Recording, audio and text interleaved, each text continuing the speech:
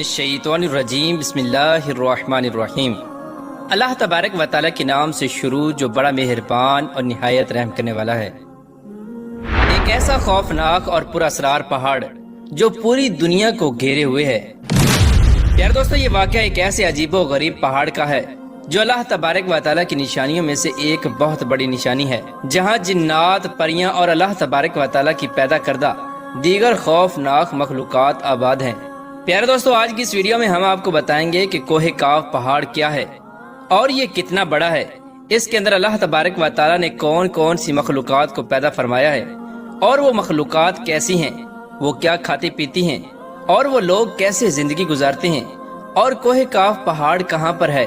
क्या कोहे काफ पहाड़ की दुनिया हमारी दुनिया से अलग है, और क्या इस दुनिया की तारीख में कोई शख्स कोहे काफ पहाड़ की दुनिया में दाखिल हुआ या नहीं, और क्या अल्लाह तबारक व तआला ने कोहे काफ पहाड़ का जिक्र कुरान पाक में फरमाया है, और आज के इस दौर में कोहे काफ पहाड़ किस मुल्क में है। प्यारे दोस्तों, इन तमाम तर सवालात के जवाबात आज की इस वीडियो में हम आपको बताएंगे। लिहाजा इस दिलचस्प और मालूमाती वीडियो को देखने के लिए आपसे हमारी ये गुजारिश है कि हमारी इस वीडियो को एंड तक जरूर देखिएगा।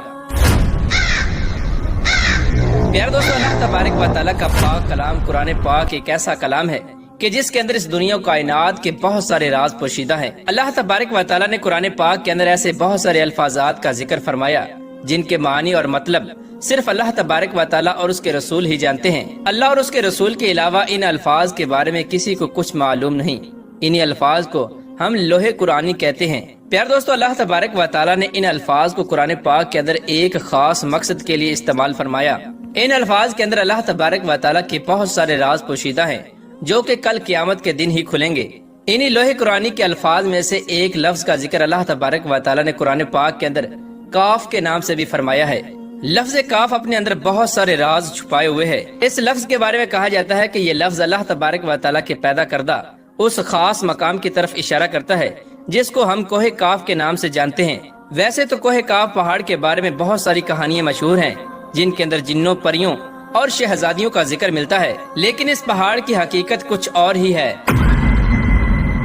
प्यारे दोस्तों, कोहे काफ पहाड़ के बारे में ये कहा जाता है कि इसका हुजम और साइज इतना बड़ा है कि ये सातों जमीनों आसमान को घेरे हुए है और इसने पूरी दुनिया को अपने अंदर समा रखा है। जैसा कि अल्लाह तबारक व तआला कुरान पाक की सूरह नबा के अंदर इरशाद फरमाता है, और हमने जमीन को फर्श बनाया और इसमें पहाड़ों को मेखों की तरह गाड़ दिया।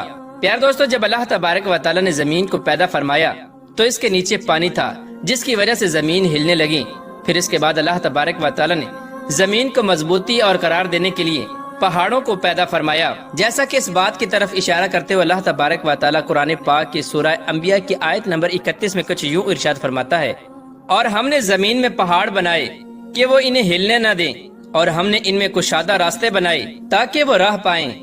प्यारे दोस्तों, इस रुए जमीन में पैदा किए जाने वाले पहाड़ों में से सबसे बड़ा पहाड़ कोहे काफ का पहाड़ है। इस पहाड़ की जड़ें सातों जमीन के नीचे हैं और बाकी तमाम तर पहाड़ इस पहाड़ की शाखें हैं। लिहाजा ये पहाड़ जमीन की चारों तरफ फैला हुआ है और जमीन से बहुत दूर है, जहाँ पर जाना किसी भी इंसान के बस की बात नहीं। और कोहे काफ पहाड़ की ये दुनिया अंधेरे के अंदर डूबी हुई है, जहाँ चांद, सूरज, सितारों का कोई तस्वर ही नहीं, बल्कि इस पहाड़ की दुनिया अंधेरे की दुनिया है जहाँ हर तरफ अंधेरा ही अंधेरा है।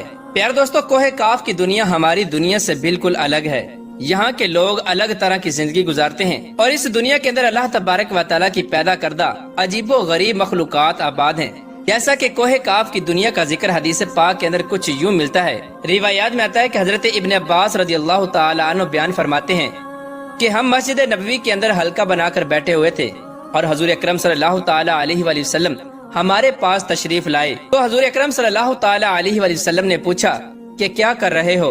तो हमने अर्ज की कि या रसूलुल्लाह सल्लल्लाहु तआला अलैहि वसल्लम, हम सूरज के मुताल्लिक गौर व फिक्र कर रहे हैं कि सूरज कैसे तलू होता है और कैसे गरूब होता है। इस पर हजूर अकरम सल्लल्लाहु तआला अलैहि वसल्लम ने इरशाद फरमाया कि तुम लोगों ने अच्छा किया। इसी तरह अल्लाह तबारक व तआला की पैदा करदा मखलूक में गौर व फिक्र करो, लेकिन खालिक में गौर व फिक्र न करना, क्योंकि अल्लाह तबारक व तआला जिसके लिए जो चाहता है पैदा फरमाता है। तुम इस बात से ताज्जुब करो कि कोहे काफ के आगे 7 समंदर हैं। हर समंदर 500 साल सफर करने की मुसाफत जितना तवील है।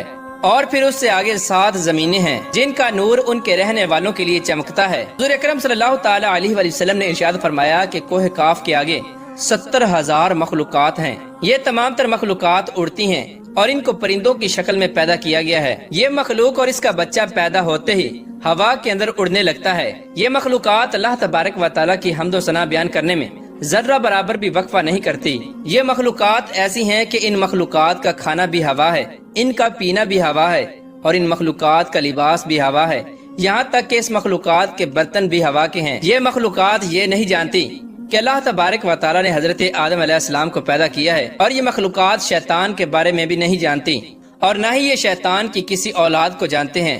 اللہ تبارک و تعالیٰ نے کوہ کاف کو دنیا کے گرد تخلیق کیا ہے۔ کوہ کاف کے درمیان یہ دنیا اس طرح موجود ہے جس طرح انگوٹھی کے درمیان انگلی۔ کوئی بھی انسان وہاں تک پہنچ نہیں سکتا، کیونکہ کسی بھی انسان کو وہاں تک پہنچنے کے لیے 4 مہینے اندھیرے میں سفر کرنا پڑے گا۔ یہ وہ پہاڑ ہے جہاں نہ کوئی سورج ہے اور نہ کوئی چاند ہے، یہاں تک کہ یہاں پر آباد مخلوق چاند اور سورج کے بارے میں کچھ نہیں جانتی کہ اللہ تبارک و تعالیٰ نے چاند اور سورج کو بھی تخلیق فرمایا ہے۔ یہاں پر آباد اس مخلوق تک جو روشنی پہنچتی ہے وہ کاف پہاڑ کی روشنی ہے۔ یہاں پر آباد مخلوق جڑی بوٹیاں کھاتی ہے اور ان کے جسم پر کوئی لباس نہیں ہوتا۔ اس پر صحابہ کرام نے حضور اکرم صلی اللہ تعالی علیہ وآلہ وسلم کی بارگاہ میں عرض کی کہ یا رسول اللہ صلی اللہ تعالی علیہ وآلہ وسلم، کیا وہ لوگ فرشتے ہیں؟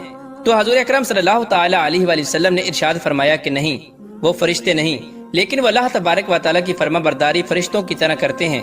پھر اس کے بعد حضور اکرم صلی اللہ تعالی علیہ وآلہ وسلم نے ارشاد فرمایا کہ میری ملاقات معراج کی رات کوہ کاف کے لوگوں سے ہوئی، اور وہاں کے لوگوں نے حضور اکرم صلی اللہ تعالی علیہ وآلہ وسلم کی دعوت حق کو قبول کیا اور مسلمان ہو گئے۔ پیار دوستو، اسلامی روایات کے مطابق کوہ کاف پہاڑ کو جنوں کا وطن کہا جاتا ہے، جہاں پر جنات، پریاں اور اللہ تبارک و تعالیٰ کی پیدا کردہ دیگر خوفناک مخلوقات آباد ہیں۔ اس کے بارے میں کہا جاتا ہے کہ کوہ کاف پہاڑ کو اللہ تبارک و تعالیٰ نے چمکتے زمرد سے بنایا ہے۔ ایرانی روایات کے مطابق یہ علاقہ شمالی کفکاس کے علاقے میں موجود ہے۔ یہ علاقہ ایسی جگہ پر آباد تھا جس پر آج تک کوئی بھی انسان قبضہ نہ کر سکا۔ پیار دوستو، کوہ کاف کا علاقہ بلند ترین خوفناک پہاڑوں پر مشتمل ہے۔ امام قزوینی لکھتے ہیں کہ کوہ کاف بہت سارے علاقوں میں منقسم ہے، جس میں 70 زمینیں چاندی کی ہیں اور 70 زمینیں مشک کی اور 70 زمینیں سونے کی ہیں۔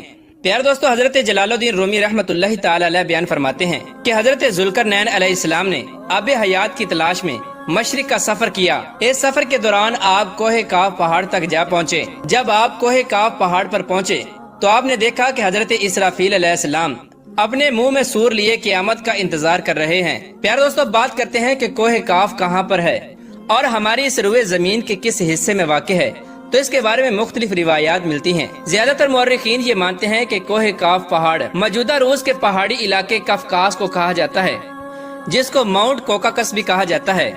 یہ علاقہ بہت بڑے بڑے پہاڑوں پر مشتمل ہے جس کے اندر بہت سارے ممالک آ جاتے ہیں۔ یہ علاقہ نہایت ہی خوبصورت اور اللہ تبارک و تعالیٰ کی قدرت کا شاہکار ہے۔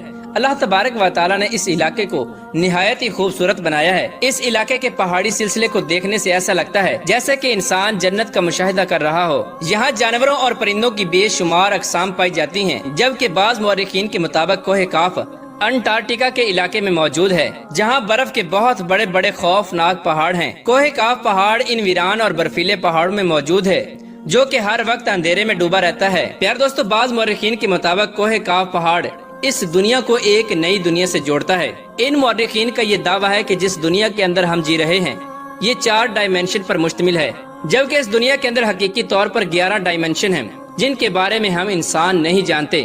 اور یہ بھی دعویٰ کیا جاتا ہے کہ اس دنیا کی 4 ڈائمینشن کے علاوہ اللہ تبارک و تعالیٰ نے جو 7 ڈائمینشن بنائی ہیں جس کے بارے میں انسان کو کچھ پتہ نہیں، انہی 7 ڈائمینشن کے اندر اللہ تبارک و تعالیٰ نے جنت اور دوزخ کو بھی پیدا فرمایا ہے۔ اور کوہ کاف پہاڑ انہی 7 ڈائمینشن کو دنیا کی 4 ڈائمینشن سے ملاتا ہے۔ اسی وجہ سے کہا جاتا ہے کہ جب انسان اس دنیا میں مرتا ہے تو وہ اس دنیا کو چھوڑ کر ایک نئی دنیا میں چلا جاتا ہے، یعنی ایک نئی ڈائمینشن میں چلا جاتا ہے جس کو عالم ارواح کہتے ہیں، جہاں پر انسان وقت مقررہ تک زندگی گزارتا ہے۔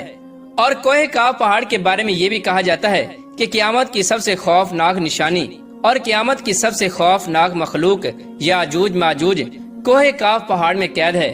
قرب قیامت میں جب اللہ تبارک و تعالیٰ چاہے گا تو اللہ تبارک و تعالیٰ کے حکم سے یہ مخلوق اس پہاڑ کو توڑ دے گی اور اس دنیا کے اندر ظاہر ہو جائے گی اور اس دنیا کے اندر قتل و غارت اور فتنہ فساد برپا کرے گی۔ پیارے دوستو، حقیقت تو یہ ہے کہ کوہ کاف پہاڑ اللہ تبارک و تعالیٰ کے رازوں میں سے ایک راز ہے، جس کے بارے میں آج تک کسی کو کچھ پتہ نہ چل سکا۔ اس راز کی حقیقت کیا ہے، اس کے بارے میں صرف اللہ تبارک و تعالیٰ اور اس کا رسول ہی بہتر جانتا ہے۔